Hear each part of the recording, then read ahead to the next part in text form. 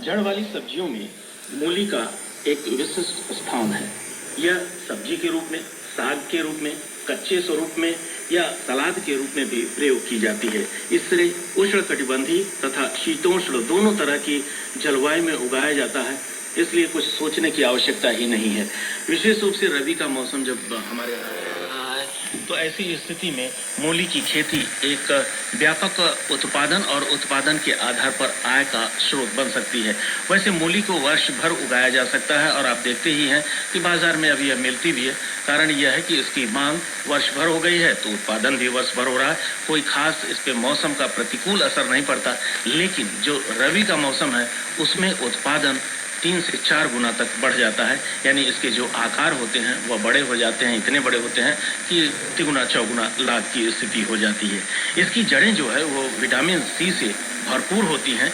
यानी मूली का जो जड़ हम खाते हैं उसमें विटामिन सी भरपूर होता है और प्रति ग्राम खाने वाले भाग में लगभग आप मान करके चलिए कि 15 से 40 नहीं पड़ता, लेकिन जो रबी का मौसम है उसमें उत्पादन 3 से 4 गुना तक बढ़ जाता है। यानी इसके जो आकार होते हैं वह बड़े हो जाते हैं, इतने बड़े होते हैं कि तिगुना चौगुना लाभ की स्थिति हो जाती है। इसकी जड़ें जो है वो विटामिन सी से भरपूर होती हैं। यानी मूली का जो जड़ हम खाते हैं उसमें विटामिन सी भरपूर होता है और प्रति ग्राम खाने वाले भाग में लगभग आप मान करके चलिए कि 15 से 40 मिलीग्राम एस्कॉर्बिक एसिड भी पाया जाता है, जो हमारे स्वास्थ्य के लिए अत्यंत महत्वपूर्ण होता है। मूली की बहुत अच्छी अच्छी प्रजातियां हैं, लेकिन इन प्रजातियों के चयन के समय यह भी ध्यान देने की आवश्यकता होती है कि किस पर्पज से हम उगा रहे हैं, किस उद्देश्य से हम इसकी खेती करने जा रहे हैं। अगर लक्ष्य ये है कि ऐसी किस्में हम लगाएं जिससे कि अचार बनाया जा सके इसका और उसकी डिमांड अगर आपके क्षेत्र में है तब तो वैसा करें, अन्यथा जो दूसरी और किस्में हैं। कहने का तात्पर्य यहाँ हमारा यही है कि बाजार अपने पास आप देखें किस तरह की बाजार है, उसके अनुसार ही उत्पादन के लिए सोचें। पूसा चेतकी जो है बहुत अच्छी किस्म है यह, और इसकी बुआई बड़े आसानी से आप आलू की जो खेती कर रहे हैं उनकी मेड़ों पर या कहीं भी कर सकते हैं, लेकिन जो इसकी मध्यम जड़ें होती हैं वह काफी आकर्षक होती हैं। 22 सेंटीमीटर से लेकर के ये होती हैं लंबाई में और मोटाई में लगभग 2 से 3 सेंटीमीटर होती हैं। जितना खाद पानी आप दे रहे हैं यानी देख रेख कर रहे हैं उसके अनुसार ही इसकी मोटाई होती है। सफेद मुलायम और मुंडाकार पत्तियां सीधी रोए सैर रहित और हल्के रंग की होती हैं, तो पत्तियों से साग बनाने में भी ये थोड़ी आकर्षक होने के कारण ज्यादा प्रयोग की जाती हैं। पूसा रेशमी है, him clean, Meenu early, 40 days, ये कुछ जातियां हैं जिनको आप उगा सकते हैं, बेहतर उत्पादन देती हैं।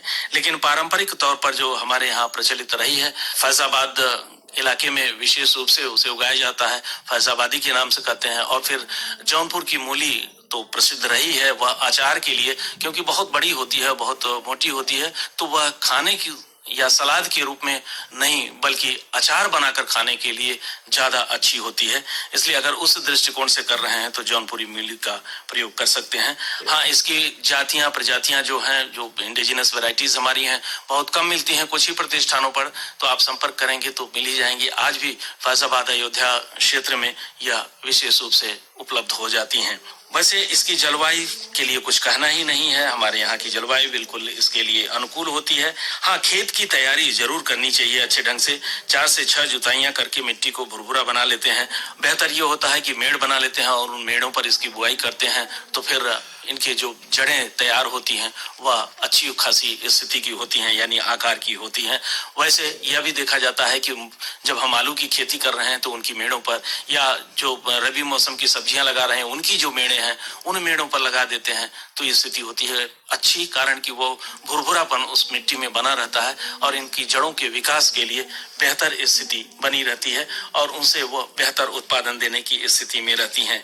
जो बुआई के लिए लेकिन ध्यान रखने की आवश्यकता यह होती है, पूसा चेतकी हो चाहे पूसा रेशमी हो, मीनू अर्ली या 40 डेज जो हमने गिनाया, इन सब को किसी भी समय आप कर सकते हैं बुआई, लेकिन विशेषज्ञों द्वारा कुछ अलग अलग समय बताए जाते हैं, जैसे मार्च अप्रैल का या जुलाई अगस्त का, फिर सितंबर और मध्य दिसंबर तक का। लेकिन हमारे यहाँ की इस उत्तर प्रदेश में अवध और पूर्वांचल की विशेष रूप से कहें तो आबो हवा इस तरीके की है कि वर्ष भर उगा सकते हैं, किसी भी समय इसकी बुआई कर सकते हैं। बीज दर जो है वह 8 से 10 किलो प्रति हेक्टेयर रखी जाती है।